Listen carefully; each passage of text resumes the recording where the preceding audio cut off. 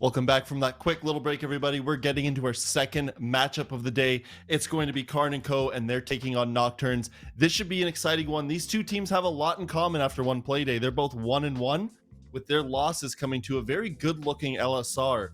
But both of them, putting up a good effort against that team. We'll start with Karn Co. They've got a roster that we're quite familiar with, Parker.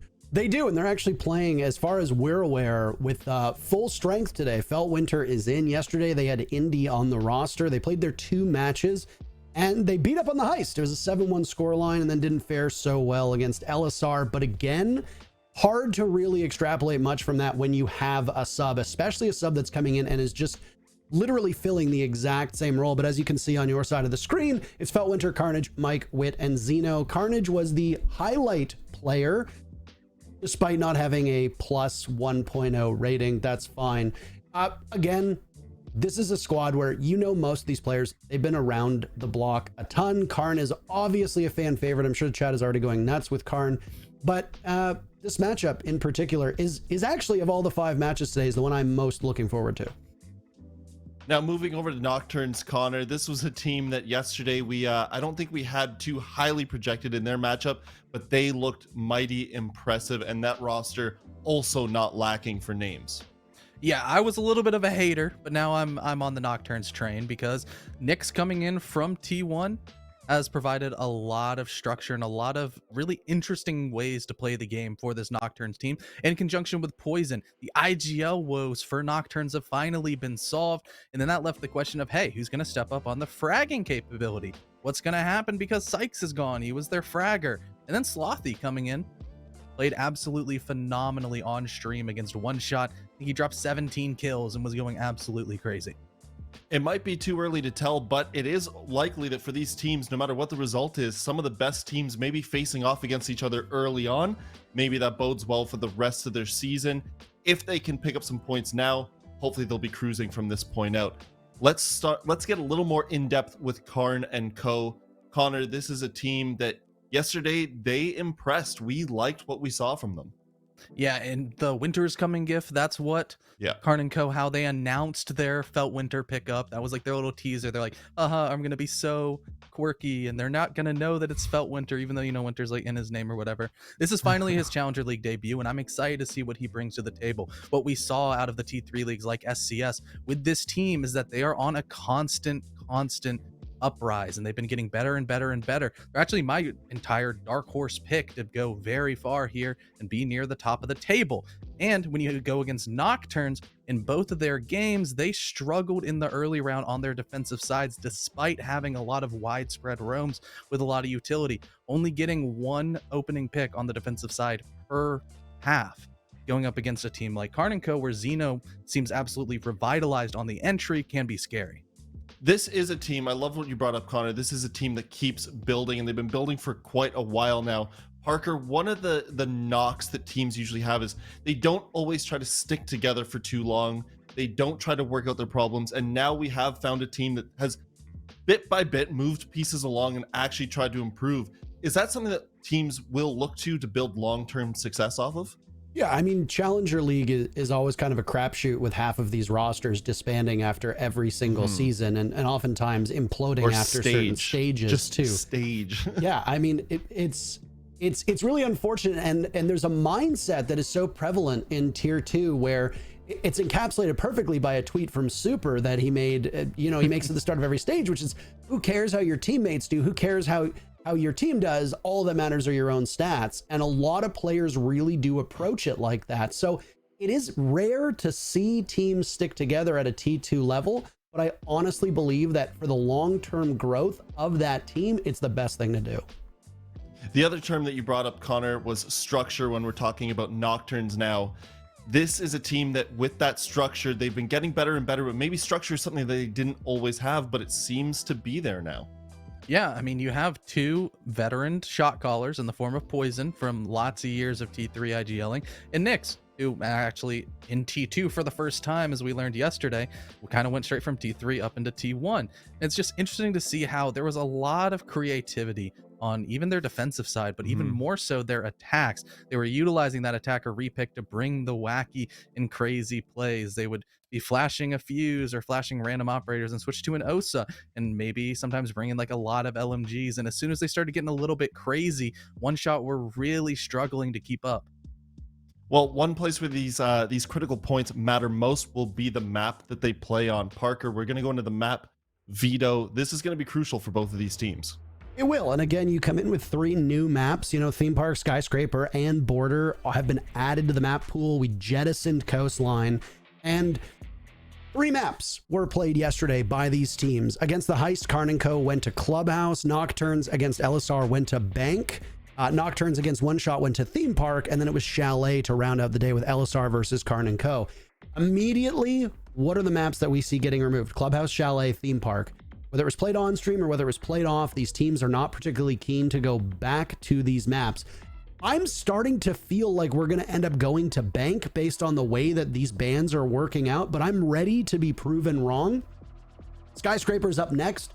Unsurprising. Again, I will say, just as we saw in the very first best of 1 that just finished, a bit surprised to see Skyscraper go so late. I was actually wrong. It came down to a coin toss between Oregon and Bank. We're going to go to Oregon, but again, this is a new map pool. Teams have to expand. They have to start learning on these maps where they haven't had to play them before. Some of the players have played Theme Park. Nyx has played Theme Park before at top levels, but you don't want to go into one of these new maps unless you are absolutely prepared. You've been grinding it out and you're hoping to catch your opponent flat-footed. Not the case. Oregon is bog standard. Unsurprising to see us go there.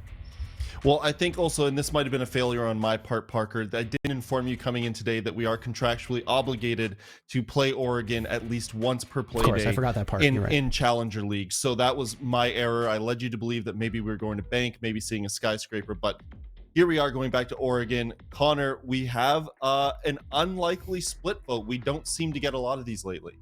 Yeah, I'm all in on Nocturns. I think that what we saw yesterday against One Shot was a breath of fresh air, and I think that this team has a lot of potential, especially with just how quickly the team has grown and seems to be firing on all cylinders with those adjustments that we were seeing constantly brought out. You see a timeout, then all of a sudden attacks completely change. You have the 2 IGL system. It's nice. Can I interject for a second here? I see you. I know Cookies pick Nocturne. Cookie's not sitting here today. I am. I would actually pick Karn Co today. Were it up to me. So if you want to do your like little production magic and maybe like put my face over Cookie's face and like cross it out, like Cookies, I know that he's the best analyst. I'm sorry, CDAPS right now 75% to your 63%, but I gotta say, I would go with Karn Co. You had to come in here and ego us. Just say, hey, it's the Parker show now. Put my face all over it. It's correct. Whatever, dude. Whatever. I demand it. Okay, well, you know what? We're done with you for the moment.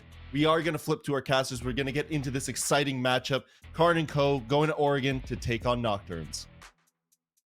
John, I just want a perspective real quick.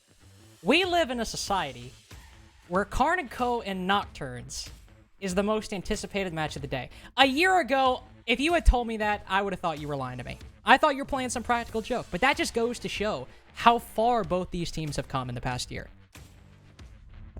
And I think the place where you could have ended off at was probably just that we live in a society. That probably would have still gotten the point across. I wanted to transition. Still a better. very exciting game, though. I would have to agree. Both Nocturns and Karn Co have a incredibly good chance of actually winning this matchup, and it does make sense that we are going to Oregon out of all maps to probably see the most anticipated game of the day. And already the bans are slightly different from what you would expect. No Thatcher, but all the bans that are currently on the board right now still have valid reasons for them not being on the board. So still a big fan of this phase so far, Carter. See if Nocturns continue with their contractual obligations and ban Mira. What do you know? They will not be sued today for doing a different defensive ban than what we would normally expect. Taking out the Ying, we saw quite a bit of Ying on Oregon yesterday. Well, we saw a lot of Oregon yesterday, period. But speaking of ATK, who just played, they played the Ying religiously on their attacks. But of course, these are 2 different teams, neither of which have played Oregon so far in the season. We have Thatcher on the board, John. We do not have to worry about spending a minute and a half stuck on a hatch because there's an Electric Claw in a position that you just simply cannot land utility on. All you have to do now, throw an EMP grenade next to it, and you don't need to worry. You can open it up with a Hibana, with a hard breach charge, whatever you want. With attacker repick, you could switch if you want.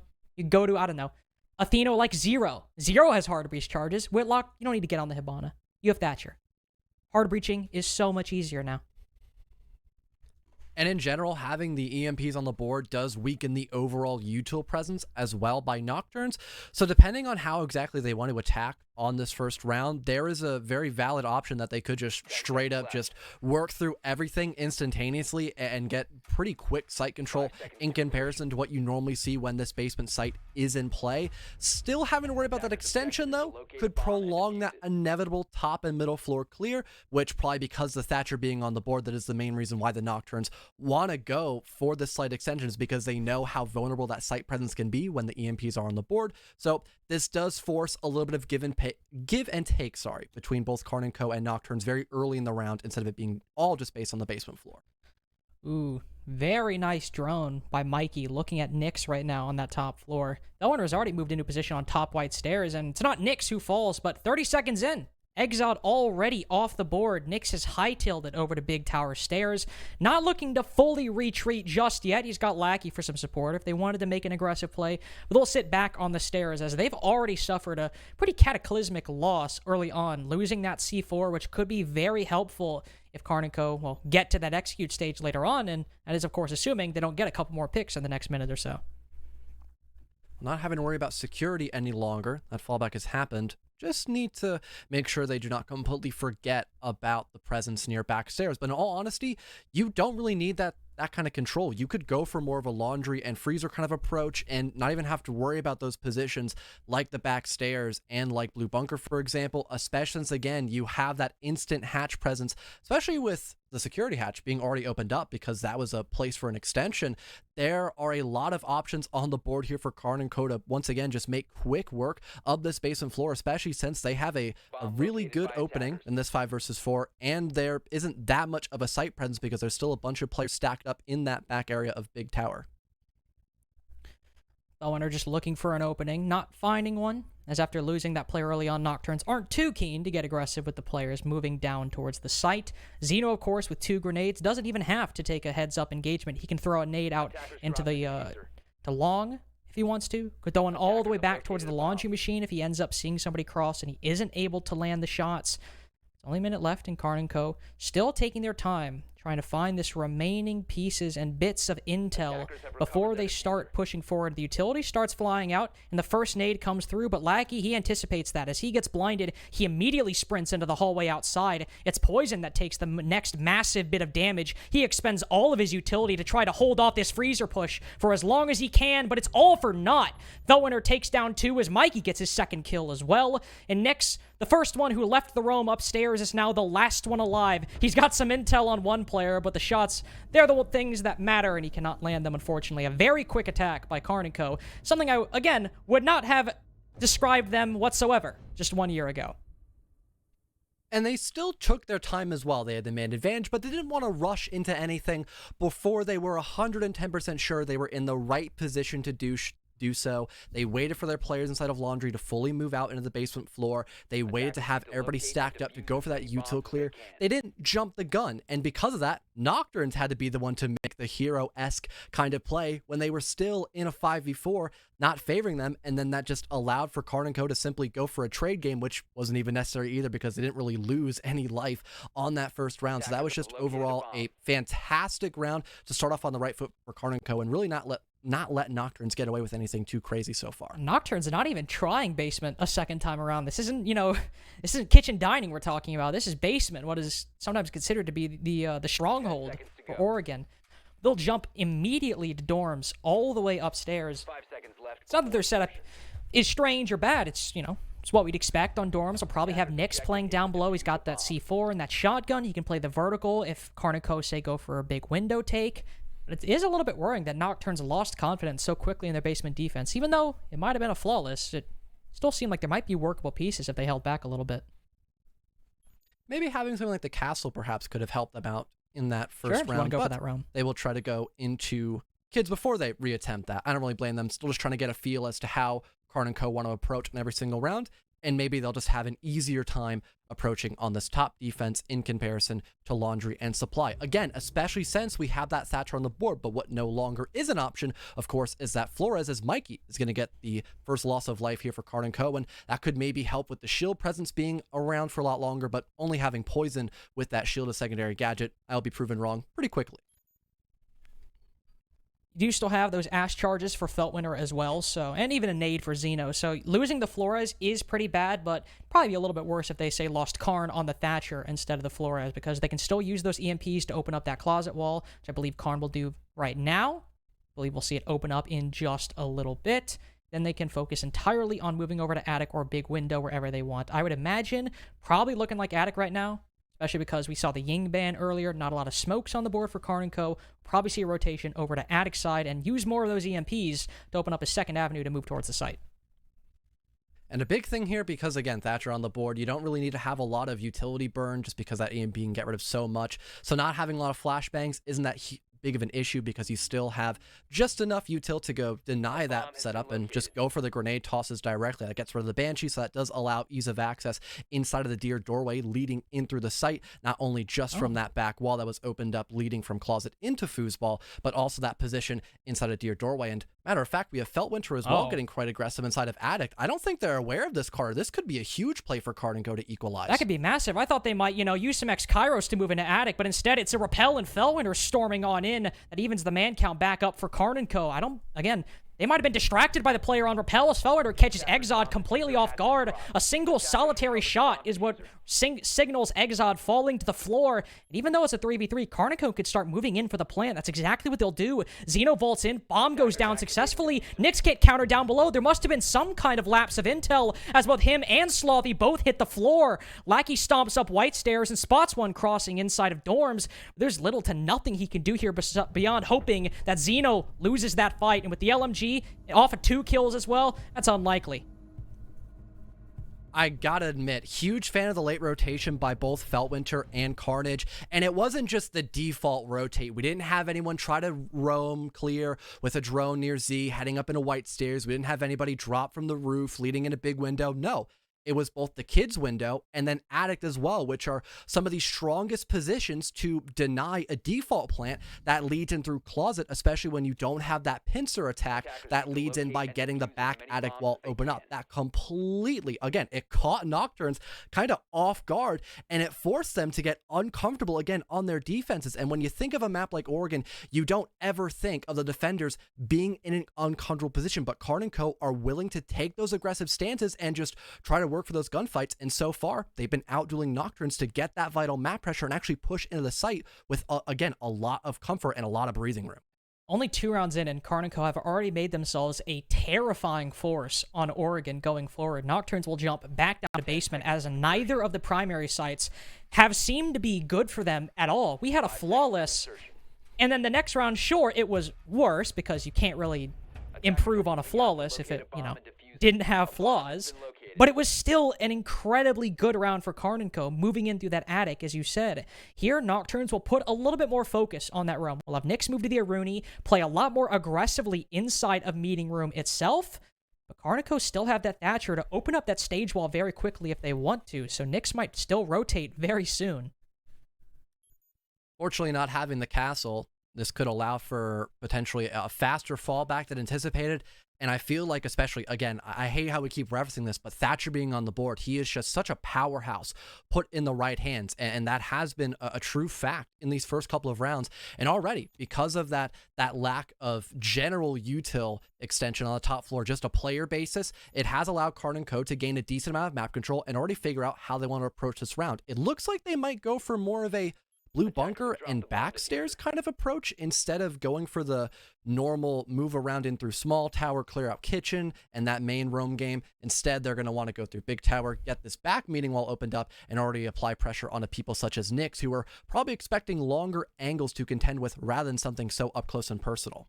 who I thought he might drop down that hatch, but he decides to stay just for a little bit longer. But now all of the attack strikes. He only tags Mikey, well, not a little bit, takes over half of his health with one shot, but Mikey still takes him down.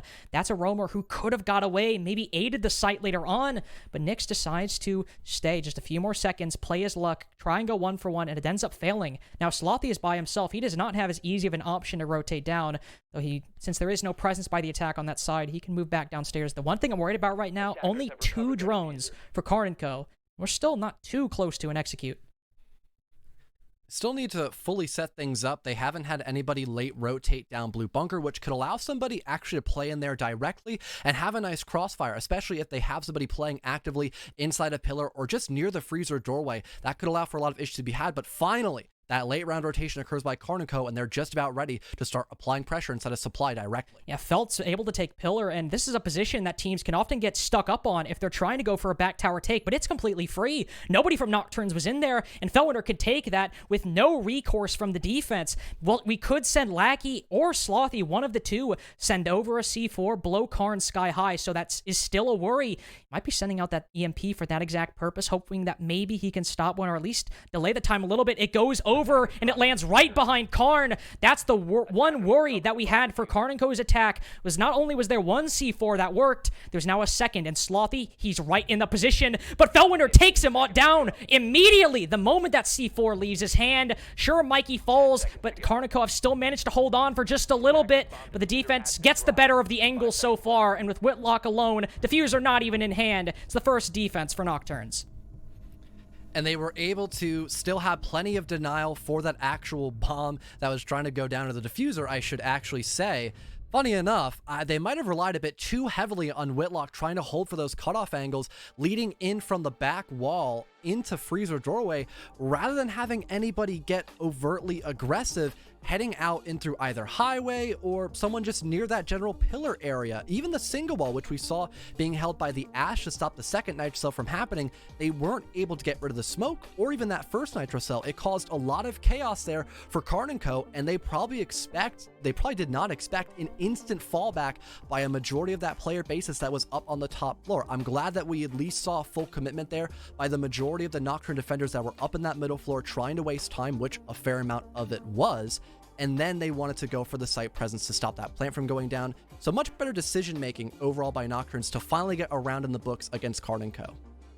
Now, just a solid move to play off that utility instead of maybe trying to take those fights inside a pillar. Good strategic decisions by Nocturnes. We'll have a timeout, I believe, by Nocturnes as well, which just now coming to the end too, so we soon take a look at where they're opting to go. Of course, that was their first win, so Dorm's still on the board for Nocturnes if they want to go to it, or they could go to one of those tertiary sites, probably Meeting Hall Kitchen, just because teams don't really go to kitchen dining. It's not the best, and they will be going to Meeting Hall, as you just saw. Karn Co still have the same tools and tricks up their sleeve that they can make work with. They have that Thatcher, they have that Hibana, but Nocturnes, they will put a lot of eggs into the basket for a roam. Exod on the Vigil, Slothy and Lackey on the Mozzie and the Mute respectively, with some intel on the site as well, with Nyx on that Maestro. So trying to, both get some intel on the site once Karn Co end up going for the plant. After all, they are a team who always try to win the round by going for that plant. So getting those Maestro camps inside of the site is necessary. But also denying that intel with the Mute and the Mozzie and the Vigil. We saw how low Karn Co's drone count got towards the end of that round, and they've already lost 3 drones before the action phase has even started. That Mute, Mozzie, and Vigil combo could be problematic. Or, well, now it says they have all 10 drones. I'm actually not sure what happened there, but as you said that, we did have 1 drone get shot, but still, only 1. Better than having just 2 left. That's definitely a big number differential there. For Karn Co, I think they understand that there is going to be a much bigger emphasis on dealing with that roam pressure, so they don't need to worry all that much about hard destruction, hence getting rid of the Thatcher, and they do have enough burn with just 2 sets of flash grenades to go in and completely blind everybody when they're on that roam game, and also just still play with their grenades. Feltwinter almost loses their life by somebody, I believe, holding all the way down through Big Tower, if not someone playing aggressive near the area of Deer, but thankfully he'll still live. It's that 5 versus 5, and now they can just get healed up by a couple of adrenaline surges and still be in a relatively decent shape to try to go for these aggressive swings and try to get rid of this roam game before it ends up wasting too much time off the clock of Karn Co. I doubt Feltwinter will be too scared because of that. I also see one Evil Eye upstairs dedicated to the roam, though Feltwinter makes quick work of that once he spots it over by the big window. Now they actually have to do the work of clearing out Exod, clearing out Lackey, and, well, half of that equation is very effectively solved by Mikey, who just walks up white, catches Lackey lacking, and, well, down goes the mute. Exod stays for just a little bit to put Feltwinter even lower after those couple adrenaline surges, but he, too, will leave quickly. Maybe not in the same fashion as Lackey. He'll keep his head this time. Constant map control being established by Karn Co. Only that one roamer still on that top floor. He ended up having to fall back because, well, he just ended up dying, actually, matter of fact. So already a lot being accomplished here for Karn Co, having that man advantage and not having to worry all that much about a flank because the Nomad is on the board instead of that Thatcher. It does allow this to become a very linear take for the side of Karn Co. They just need to make sure they have their air jabs placed in every perfect direction because there is still one person of Exod that could potentially wrap their way around inside of Attic, but we might have just saw off screen that they got droned out. So at least the intentions are known by Karn Co to make sure that Exod cannot go for some sort of redemption arc here in this 4th round. He hops back down pretty quickly after that drone spotted him. He stayed just long enough where I was like, surely not, right? But no, he goes back. Now all 4 remaining defenders are down towards the site. Karn will send a flash into Freezer in the hopes of clearing out Nyx, but I don't think it lands. He actually evades the blinding effect, and Feltwinter falls in response. So pushing up white now not nearly as a strong possibility, and, well, I think Karn tried to do it as well, and Nyx impact grenades him for his troubles. Whitlock will do the exact same thing his team just did, but any hopes of clearing the Maestro out of that position are long gone. You have to turn your attention towards the site, and there's still utility you have to deal with. Xeno somehow makes his way into Freezer, gets one, but only one kill, at least assuming that Nyx doesn't do anything crazy, which a second impact kill, I'd probably consider that a little wild. Won't stop Whitlock from getting the bomb down, and he actually lives. Mikey does get one, and he's retreated upstairs. Nyx is in ace territory right now with 2 impact grenade kills, 2 with his Alda as well, but Mikey has the advantage of verticality. He's still got that sledgehammer to open up holes. He can probably hear them stomping up white, so he'll pull back into Attic as a response. Spots the Slothy, puts him to 1 HP. He'll slowly turn around, but Nyx is hitting the defuse. Mikey's got to sprint over. Is Nyx going to stick it? Does he have time? He'll fall off for the moment, but now it's Mikey who can play the advantage. Nyx only has a few seconds left. He opens up another hole. He's got to be careful. Don't give himself up to the Alda, but now Nyx has to stick it. Mikey spots the feet and wins the 1v2 and gets Karn Co their 3rd attack on Oregon of all maps. A close call indeed, especially since Nyx was, honestly, in the namesake, an absolute nightmare in the middle of Freezer stairs, but that's mostly because of the improper timing and really no genuine coordination. It was just a solo clear to get rid of that Maestro, and with somebody as dangerous as Nyx, with such a powerful gun of that Alda, that is a very risky decision, especially when you don't have a lot going for you. Besides really that vertical coverage, it was only a matter of time before blood had to be shed in the middle of kitchen, and eventually that happened. But another big problem there for Nocturns as well is we didn't have anybody try to get aggressive to stop that plant from going down. Besides the vertical play, there was literally no coverage, and if we just had multiple bodies stomp in on the Habana, there was no way we would have saw the sledge actually be able to hold that position without just having the case player get completely denied and having that be a good chance of Nocturns winning that round, other than off the back of Nightmare Nyx. Still find it funny that his name is Nightmare Nyx. That was not the it's great. Not the rebrand that I expected. Well, I mean, he's been called Nightmare Nyx before, but I didn't think it'd be Nightmare.Nyx. That was a rebrand. Now it's official. Yeah, rebrand I did not anticipate, but not one that I am sad to see. Also not sad to see some changes from Karn Co. We'll see a shift. Whitlock, he's like, Hibana, washed. Going the Thermite instead. And Mikey moving to the Osa. We've actually seen Osa quite a bit yesterday throughout the Playday, even on Oregon in some situations. We saw, again, ATK use it a lot specifically for their meeting defenses when they would go for a stage plant. They put an Osa shield in front of Attic to make sure nobody could play the hatch, and an Osa shield in front of the stage wall to watch split. Neither of that is really applicable right now because Exod is inside of Big Tower and Nyx is raining hellfire upon the player outside that door, and I guess Exod just forgot to shoot back, but Lackey, he certainly did not forget to help his teammate. At least there's that great trade.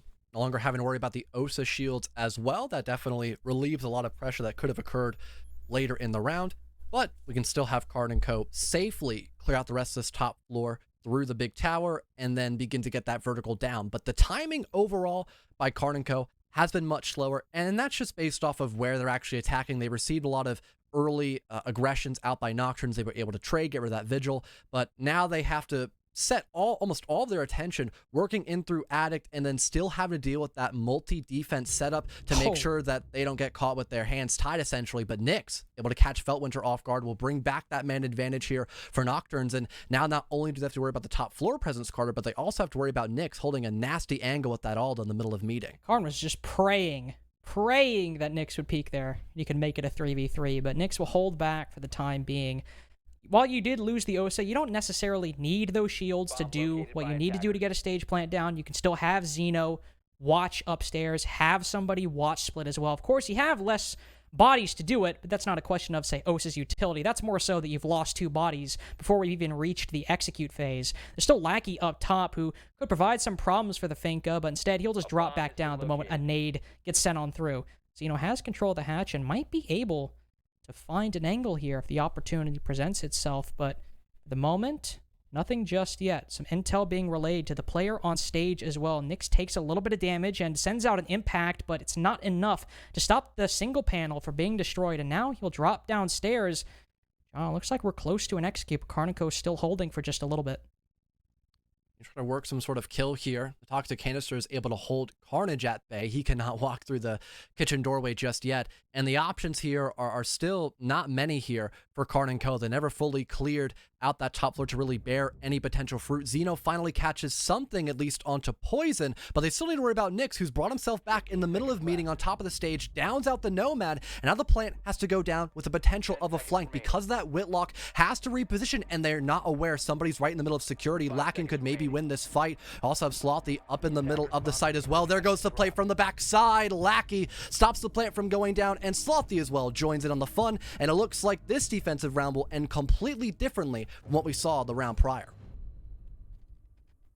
Definitely going 1-for-1 up top. Of course, we saw Exod just kind of sitting there. Maybe that was the plan. Maybe Exod was like, hey guys, I'll die, but Lackey, if you do your job, we'll catch somebody on the rappel. Don't know if that was the plan, if Exod was meant to die, or if that was just lucky timing, even with Exod falling.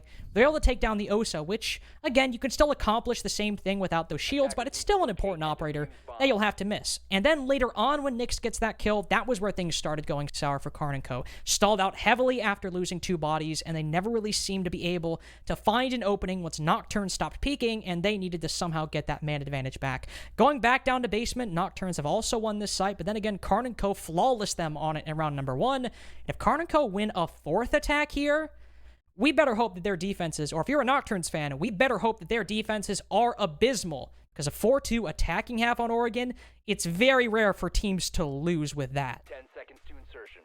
I think one major thing that has been allowing Nocturnes to actually get a couple rounds in the books here against Karn Co. has been that small element of surprise and the lack of proper information by Karn Co. We saw nobody drone out meeting directly before walking down the back stairs, allowing Nyx to get a vital pick, and then actually repositioning almost immediately, and then going back to stage to get a kill during the final parts of that endgame position for Karn Co. And on top of that, when they began to properly drone, they didn't set themselves up in a way to actually get a kill in that advantageous position with the information. So if we still see this be a major problem on the last round, there is a really good chance that we see the Nocturnes actually equalize, moving into the second half with a potential chance of having it 3-3. Oh, Nyx again, playing with fire like we saw, I believe Feltwinter do earlier.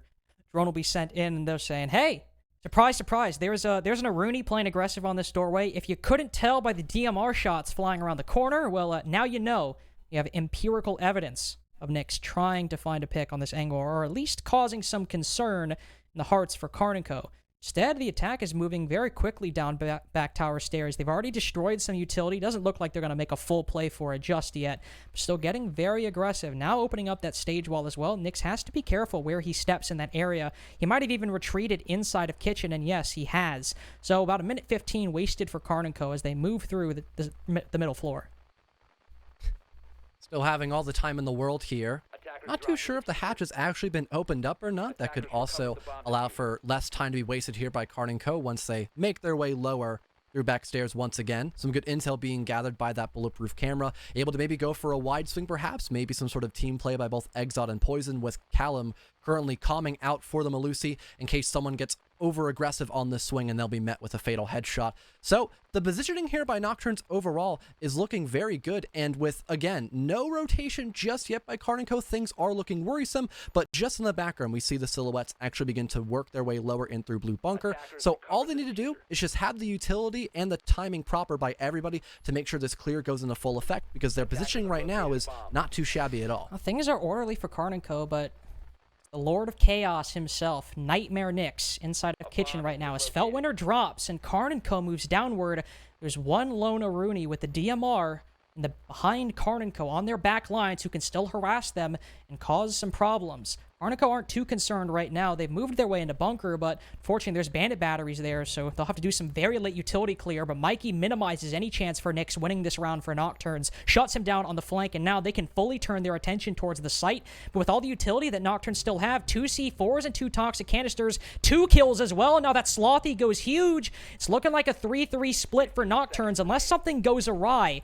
Feltwinter will stake his claim on an individual play up long haul, but he's shut down by Exod. A triple for the Melusi so far. Karn hoping that Whitlock can do his due diligence on solo coverage. His faith pays off as Whitlock gets 3 as well, but Lackey's down to 1 HP and a 4K for the hard breach. 4-2 half for Karn Co, as they might have pushed against impossible odds, but Whitlock showed up when his team needed him.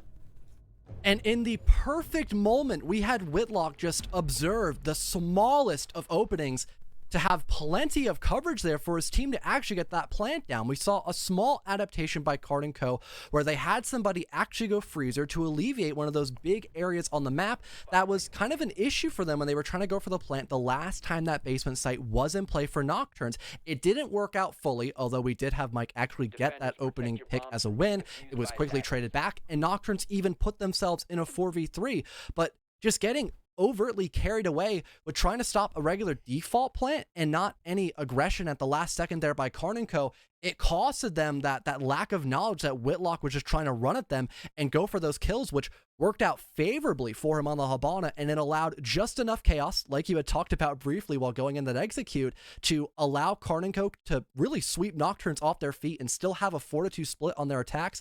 That is a tremendous statement to make, and now all they've got to do is just play some pretty default siege and just do good on their basics, and they should have a very feasible time here on this defensive side, despite the fact there is still a Thatcher potentially on the board on any of these rounds here for Nocturnes. One of the best additions for Karn Co with this new roster with Mikey and Feltwinter. I mean, we had Whitlock and Xeno before, who have always been standouts on this roster, but they have some players where being in the face of the attack or the defense, even though Mikey's playing flex now, but at least in terms of what he likes to do on defense, Karn Co has a lot more players to actually harass the attackers when they try to get in the building. Mikey might be in their face. He's 9-4 right now. On flank watch, he was doing great. Now that he's on Melusi, maybe he'll try to get more into the attack's face. Xeno playing aggressive inside a freezer, or he was before. He's now rotated out.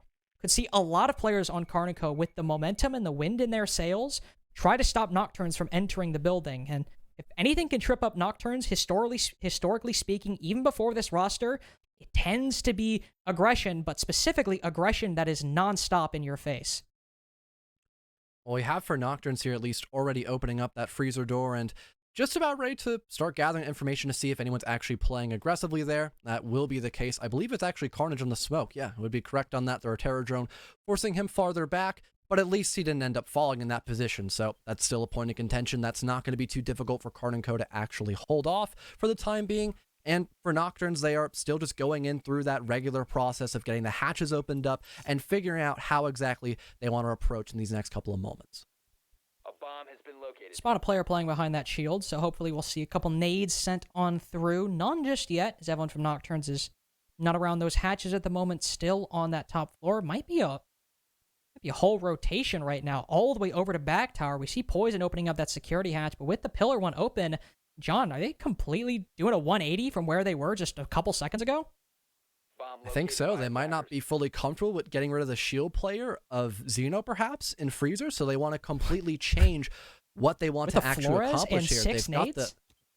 Yeah, I find that a little hard to believe, but it looks like they want to go for more of a presence near pillar. That grenade almost catches Whitlock at a bad time, but thankfully he'll survive it. But yeah, having this full rotation just seemed a bit questionable, but it looks like Nocturnes are fully prepared to get this show on the road in these next 40 seconds because they are in the right positions, but it looks like they're actually having second thoughts, perhaps. I was going to say, because if you wanted to try to say take bunker, I think Poison was out of X-Kairos. He could not make Feltwinter's position really uncomfortable, and we'll jump all the way back over to Freezer. A lot of indecision from Nocturns right now, and I think it's made evident, but it's a 5v1 after they go for the rotation, and Karn Co start out their second half with another flawless round on basement. Nocturnes struggling to decide which side to attack, and it didn't matter in the mind of Karn Co.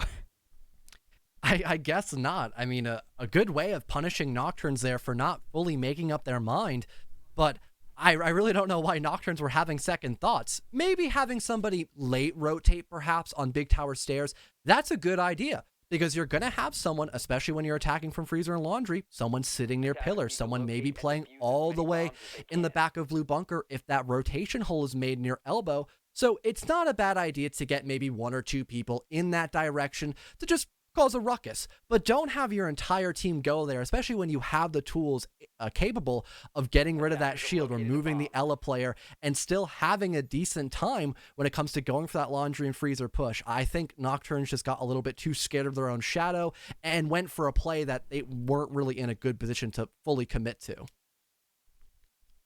2 flawless rounds for Karn Co now, both on basement. We'll see how Dorms treats them. Only 1 time, by the way, has Dorms been played, and it's been 7 rounds of Oregon. It was 1 time. Nocturnes went for it for their defense, and, well, they ended up losing it. So probably, if you're just now tuning in, put 2 and 2 together as to why Nocturnes didn't decide to go to that on their defense. Here, see something that we don't actually see too often, at least. We'll see Mikey push all the way into Armory, perhaps even holding it for the time being. He's made feet holes and master bedroom as well to see if anybody perhaps pushes in. Who knows? But the problem with these Armory positions is if you move from that hatch and there's somebody down below with a nade, it's very difficult to survive. Well, and I think we're not going to have that proven just yet. Actually, Xeno's the first one to die, not in the position of Armory, but still, it's a win for Nocturnes, having that 5v4, and Mikey just sees a couple of tracers whiz right past his head, and even hears the audio Smart call play by the Finka, but they get way too close for comfort. Mikey able to play both close and longer ranges. What a brilliant recovery so far by Karn Co, and Nocturnes really having no clue what just hit them. They thought it'd be a very straightforward process of killing that player inside of Armory, but Mike ended up finding 2 kills before eventually falling, and even having backup by Feltwinter as well. This has completely changed the dynamic of the round here for Nocturnes entirely, as now they're the ones in the disadvantage here, Carter. I might have been 1 round early when I said we'd see Mikey and Feltwinter get aggressive, but I was right in the end. That is the power these 2 players bring to that roster. They put Feltwinter behind a shield with the FMG-9, so when players start pushing into bedroom, either to get the wall open to deal with Mikey, he starts peeking out like Bolo, just taking down heads left and right. Mikey as well knows that he's probably a dead man if he stays still inside of Armory. Get aggressive with that shotgun. Try to dodge those nades, and both players worked out perfectly in the mission that they went for. Now, Nocturnes, they have a minute 20 seconds, and it's not undoable. It's only a 2v3. Poison has even opened up Attic. There's still a lot of work to do with not a lot of utility to do it with. No grenades. Plenty of drones, though, and time to gather that intel. That's at least something for Nocturnes. Nyx, though, going on a very interesting play up near White Stale, where you're going to make a bunch of noise when you walk up through those stairs, even while crouching. So if Carnage is able to use his ears for a couple of seconds, that can give away the intentions of one player, and then you just have to worry about Poison, who is stomping around like crazy near Deer. So that's the information of these last 2 attackers. So this is really a make or break, especially for Nyx, to see what he can get away with and how much space he can create. And currently, it's absolutely nothing. It's only Poison left to stand. He may find one, but it's just a simple trade by the Jaeger, and it's going to be Karn Co to take yet another one on their defenses. Now, I'm not going to blame Nyx too much. He had a lot to worry about. He had, potentially players around the bunk bed, players inside of dorms, but did not check hard right on the breach. That is a very common position, and I suppose today, Nyx was not lucky in the positions he was clearing, actually having defenders in them. So good 2K by Whitlock to round that out, but really Nocturnes just went to go clear Feltwinter and Mikey out of their positions inside of Trophy and Armory, and failed spectacularly. Part just because of Feltwinter able to hide behind that shield. Part also Mikey having some very nice split-second decisions and a nice shot outside Armory window as well. But they won that dominantly in the early round, and now all they have to do, even if they lose this, is win an Oregon defense. Just one to close us out in regulation.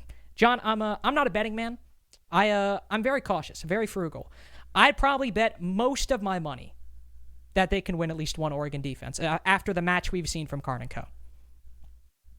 Impossible. Simply not capable we cannot have cookies wrong on the analyst test. The Nocturnes somehow have to come back and make their redemption arc. Clearly, that is the new outcome. But yes, we have seen Karn Co tremendous on their defenses, and really Nocturnes kind of at a standstill, really, a lot of these rounds.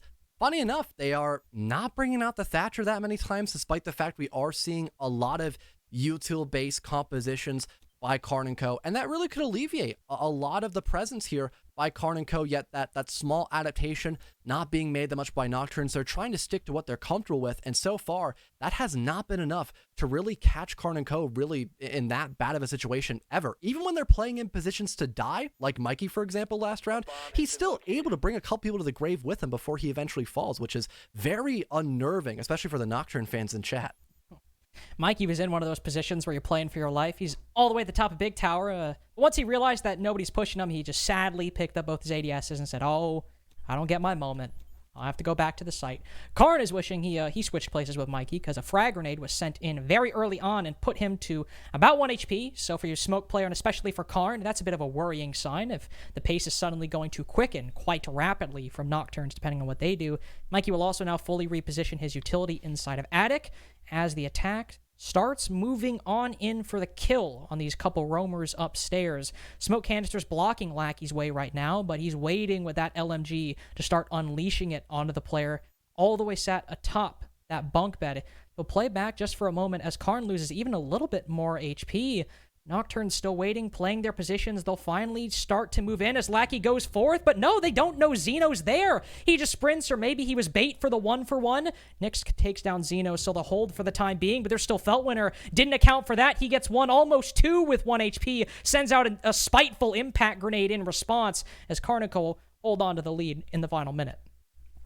Still shocked we had nobody go Addict. It was essentially a funnel leading into that top floor extension, and now Nocturnes have to completely switch things up once again. And we've got Mikey just waiting for him. 2 quick headshots, and just like that, we've got Karn Co ending out the series 7-2, favoring their side. And I mean, we had a lot of hope here for Nocturnes, but they just never had the moments to really get a good read on their opponents, and they kept making the same similar mistakes over and over again of not fully setting themselves up correctly to get the job done and flush out Karn Co properly, no matter what type of extension they were opting for, especially on the defenses. So I've got to give credit to Karn Co. They really did outplay Nocturnes, but for Nocturnes, I'm really hoping to see more from you guys moving into the rest of Playdays, because especially yesterday against One Shot, you guys were doing absolutely phenomenal, and I know you guys can all do better. That's what I wanted to say before we toss back to the desk, is that sure, Nocturnes had a very rough game here, but a 7-5 win against One Shot yesterday and a very close game against LSR as well,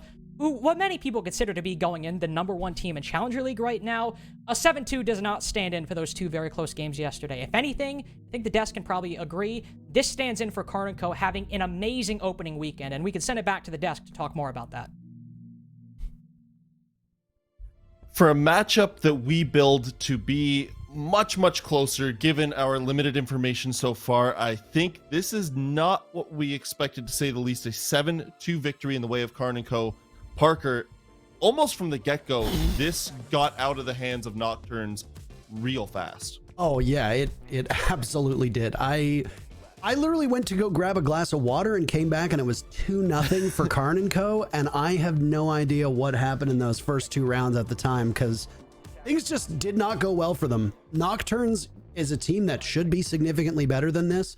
But the one thing that I just want to highlight, the one thing that really did stand out to me, and obviously CDAPS is going to go farther into this and all the other intricacies of the matchup, was that Karn Co played with absolute fearlessness. They took so many engagements, and it always felt like Nocturnes was on their back foot.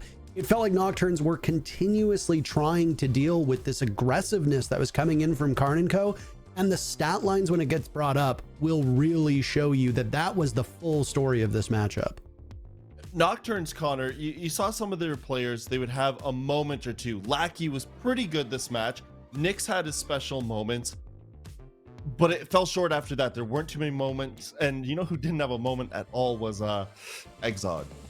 Yeah, it was definitely rough being Exod, because it's not like he wasn't playing aggressive ops. We saw him on the Zofia a couple of times trying to roam and just getting completely shut down, because everything that Karn Co was doing looked good. Very little mistakes on their side. And on a map like Oregon, which we say is a gut check map, it comes down to your fundamentals.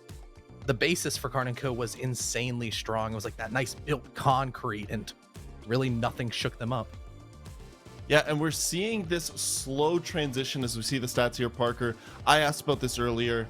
We're seeing an attacker-favored meta slowly creep in here, and especially on a map like Oregon, that seemed to be the case, at least for Karn Co in this matchup. Yeah, I mean, I didn't really see anything that would lead me to believe that the defenders had an upper hand on this particular map, but when you get a matchup like this where it's a 7-2 scoreline, the sides are a bit of a wash. Doesn't matter if Nocturns was starting on defense, doesn't matter if they're starting on attack. At the end of the day, there is a very clearly defined better team in this matchup, and the sides are largely irrelevant. One thing that I did want to highlight, though, are the ratings that you see on the board at the moment. Poison going 2-8, Exod going 0-9. You know, like, these are not great numbers. Lackey had some real moments of brilliance, but even Lackey and Nyx going 9-7 and 8-8, most of their kills came on multi-kills in a variety of different rounds. You know, Nyx had that big 4K in a losing effort. So of Nyx's kills, 4 of them are pretty much impactless. Lackey had that, what, 3 or 4K that we saw on Basement of Laundry Supply as well. These were hero efforts that are very unsustainable for a team. And if you don't get a bit of a stroke of luck, because 3, 4Ks usually come because your opponents give you a little bit of a leg up over them, maybe pushing you slowly, etc. This is an even worse scoreline for Nocturnes. So a couple heroic efforts by players really do cover up the fact that this was Karn Co just blowing their opponents out of the water. Yeah, and you know who blew them out of the water the best? It was Mikey. Once again, we're gonna have a quick interview with him and get to ask some questions. Mikey, I feel like at this rate, we're probably gonna get sick of each other. I'll never get sick of you. Thank you. I appreciate that. Once again, you had a massive game. I want you to run me through that round with the 4K, you know, keeping the diffuse down. That was unbelievable because that staved off Nyx's 4K as well. What is going on in that moment? Because that seemed intense. I mean, that round was kind of like just a whole cluster of things. Like the Maestro got like a 2-piece, I think, server side. So it's kind of like, as soon as we got the plant out, I knew I won. Like that was the easiest like post plant I could ever do. But I'm just really super proud of the team, how they played today. Yeah, you guys had a great day yesterday. This weekend is shaping up and so well for you guys, even better today. I feel like you can't expect this trajectory of just becoming like the greatest team ever, but how has this weekend felt? I mean, especially with Felt being back, it's so nice having like our rhythm like we used to, and like Felt is only getting better. He's still sick and he's still performing great, and same with Karn, same with Wit been huge round on that one Oregon Basement. Yeah, and Zeno's always there to contribute. Everyone on the team is performing at all the cylinders, and it's working great. I'm really proud of that. Well, that was actually a lead into my final question for you. Talking about Felt finally coming in for you, did not seem to be any rust or any, you know, time to get accustomed to each other. Obviously, you guys have been working well together in practice. How did that feel? It feels great, you know. Like I said again, having a sub yesterday was obviously hard, but now we're back in shape and it's feeling good. Well, it was definitely exciting to watch. Congratulations on that huge win again. And we look forward to, or I hope you look forward as well to more interviews. Thank you. Thank you. Have a good one. Love you, Cookies. Wait, but I don't know if we have to tell him that Cookies isn't here today. Yeah, but... was that directed? Was that a pointed attack at Parker? Cookies said that Nocturnes was going to win. I came in with the audible, and Yeah. What is that photo? To be fair, I changed my vote after I saw the map bans purely out of spite because Fame decided to take us to Oregon, but I should never have wavered, and I apologize for that. What's that photo? What's important that's missing in that photo is you're giving Nocturnes the thumbs up. We can't see your hands, but that's what you're doing, right? Anyways, we're going to flip to a quick break, and when we come back, we'll have that third matchup of the day. See everyone in just a few minutes.